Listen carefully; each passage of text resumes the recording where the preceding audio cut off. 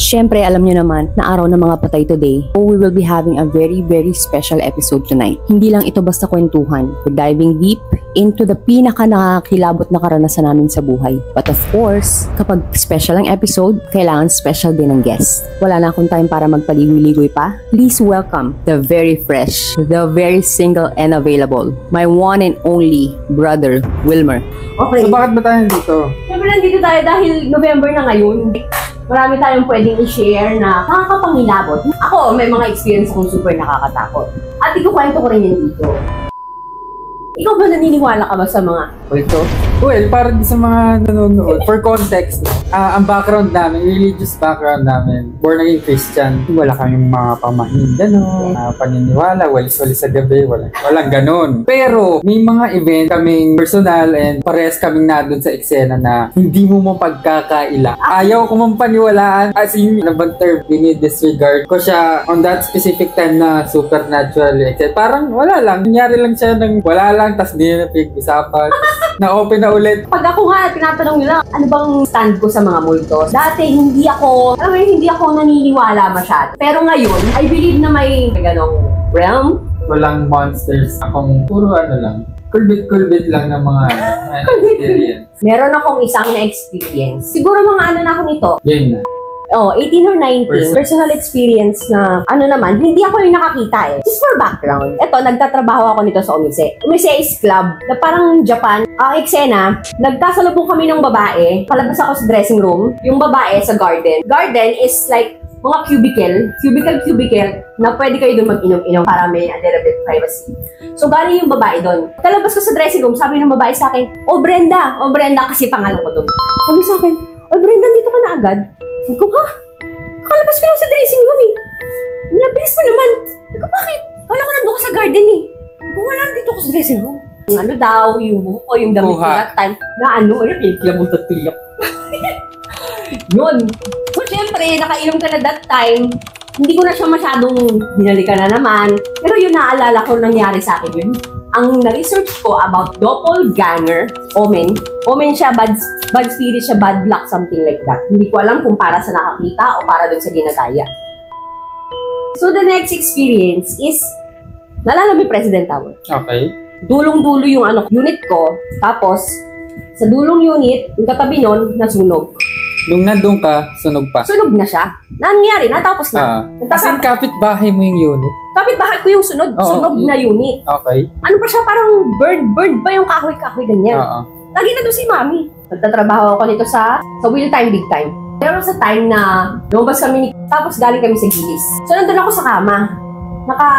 So kumbaga ito yung kama, may CR dito ako sa kabila. So nakaganyan ako, kasi may bintana. Ganyan ako, text, ganyan. May sasabihin ako kay sabi ko, well, kasi akala ko kasi dun sa may kabilang ganito, may gumanon. Alam mo yung pakiramdam na may ko. Lumubog yung phone. As in, sure ka? Oo, syempre. Kaya ako nga siya lilingunin. Kasi... Anong feeling ng lubog? Umupo o humiga? Oo, ganyan. Upo. So, maliit lang yung lubog, pero matalas yung lubog. Lumundok siya. Okay. Ganyan. So, kaya nakaupo din ako, kaya naramdaman ko siya ng gano'n. So, may sasabihin dapat ako na that time pala ay nasa CR. So, yun yung CR, di ba? So, pag gano'n ko, wala pala akong kausap. Pero, ang ginawa ko na lang is, tinuloy ko na lang yung sasabihin ko kasi nandun lang naman yung CR. Inassume mo maririnig ka niya? Oo, pero, kaya ako nagsalita, kaya ako lumingon doon kasi alam ko may umupo sa ganito ko. Chinek mo kung nakalubog pa? Ay, hindi na. Parang nakita mo nakalubog siya. Oh my God. Hindi ko na siya pinapansin kasi siguro parang, hindi totoo. Ko lang to, baka kalasing lang ako. Pero yung babae nakakita sa akin, yung sabi sa akin gano'n, di ba? Lakad-lakad ako na yan. Pero sinabi ko na, hindi ako stress. At saka paano ko mapupunta sa garden? Wala naman akong customer. Diba? Bakit ako pupunta sa garden? Mga pamahiin, may mga ginagawa ka ba? Wala eh. Noong for context lang, ang nanay namin ay kakamatay lang noong August 23. Lagyan mo ng 1,000 yung kamay ng mama mo. Oo, tapos may kamag-anak pang sabi, wag mo yahatid yung mga bisita mo. Oo, ganun pa. Huwag kang mag-uwi ng mga pagkain. Maghahatid. Talagang, ano siya, talagang ina-emphasize niya, wag na maghahatid. Pero syempre, out of respect, di ba, ginagawa namin kung nasa presence kami ng mga ganong kind of people na naniniwala sa ganon, syempre, out of respect, hindi natin nahatid yung ganyan. Pero kung kasama naman namin almost same naman ng mindset is wala na sa amin. Kumakain kami sa labas ng venue or sa loob. Aalin sila, okay lang. Yes. Wala kaming any pamahiin. Yung sa akin, ito, alam niya na to, ito yung experience naming apat. Santos, sa bahay Capitol Hills to. Dito rin sa Cavite. For context, ang setting nito, ganito din. Going Halloween din. Magandang gabi bayan yung pinapanood. Patay ilaw. Kasi yung ambience, ando na. Sobrang lupit talaga nito. Ito, pinaka-grabing experience. Para sa akin, hindi naman ako sa naniniwala, pero meron talagang event na hindi talaga mapagkakaila. The setting is sofa, single sofa, and 3-seater. Then TV. Nasaan ba ako nun? Parehas tayo, ikaw at saka si Uncle nasa single. Kami ni Mami nasa 3-seater. Okay. Malina, sobrang linaw nitong few minutes na to sa akin. Sa sobrang linaw, alam kong naka-ganito si ate. Pangalong baba. Si Uncle, naka-taas paa. Oo, nakaganyan. Taas paa, yan. Tapos kami ni Mami, nanonood lang din ako ng normal. Kami ang magkatabi ni Mami. Ate, Uncle, ako, Mami. Tapos TV, isang rap. Magandang gabi bayan. Lahat tahimik. Tapos, for example, ito yung upuan. Ito yung lamesa. Oo. Yung upuan, umangat sa dalawang paa, umatras, bumagsak. Sampulan natin. Ayan, kita niyo yung upuan. Tela mesa. Yung upuan, bakal. For context, bakal. Yung lumang furnitures. Mangat in 2 feet, umatras, then bumagsak ulit. Yung layo ng inatrasan niya more or less 2 feet. 2 feet. So parang ang dating, may humilang gano'n. May humila. Ganyan. Ganon yung itsura. May humila dun sa upuan. Ngayon, edi maganda gabi pa yan. Tingin na kami lahat. Imagine, apat kami dun sa sala, sa kusina, may umisod na bakal na maingay na upuan na mabigat. Umatras, sabi ni Mami, hindi, malaking dagalan yan. Tapos hindi na namin pinag-usapan ulit. Kasi nga, to dismiss, yan yung word. To dismiss yung sena na yung something different or supernatural dun sa nangyari. Pero, ako, personally, kitang-kita ko, kasi nasa peripheral ko yung upuan sa yung lamesa eh. Kitang-kita ko nangyari, hindi man ako nakatingin, aware ako sa nangyari. Kahit nakatingin ako straight sa TV. Oo, syempre. Nakita ko siya. Since madilim, yung liwanag ng TV is scattered sa area. Nakita ko siya from standstill hanggang sa matapos yung atras. Kasi hindi ako nakapagsalita. Hindi ako nakapagsalita. Kung daga yun. Eh, ganyan lang yan. Oo, as in, natabig lang. Kahit malaking daga? Kaya siguro yung matured na pusa size na, siguro naman, kasi, pero bakal kasi yun, ang bigat. Ang upuan kasi namin dati, yung lumang furnitures. Duman na, no? Parang may humila. Baka may umupo. Ay, I don't know. Tapos meron pa kami lang dalawa ni Mami. The week before nun, nung upuan na yon, kami lang ni Mami doon, patay din ilaw, nanonood ng TV. Yung mga, alam mo yung mga lumang oven toaster? Yung may bell? Okay. Bakit? Anong yan? Siyempre, wala rin kumikilos nung oras na yun.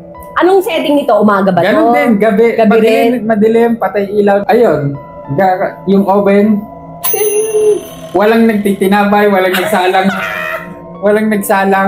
Iyon, natakot ako. Tumakbo kay Mami nun. Mami, nasaan si Mami nun? Di ba lagi siya nasa 3-seater nakahiga. Ganon. Kasi na TV, nakaganyan na. Tapos ako, nanonood yung TV sa single-seater. Tapos tumakbo kay Mami. Wala yun. Yan na naman eh. Kasi, maingay na ulumang toaster, yung bumbilya lang taas, tapos grill. Tapos yun na.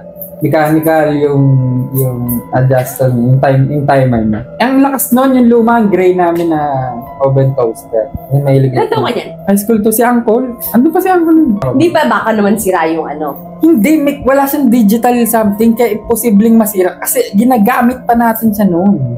As in, hindi siya yung may screen. Wala. As in, levers lang, spring, ganun. Tapos, iinit lang siya pag pinihit mo. Isang pindot, isang pihitan lang, wala nang iba. Hindi siya pang oven na may timer, may temperature setting, may screen, may ilaw.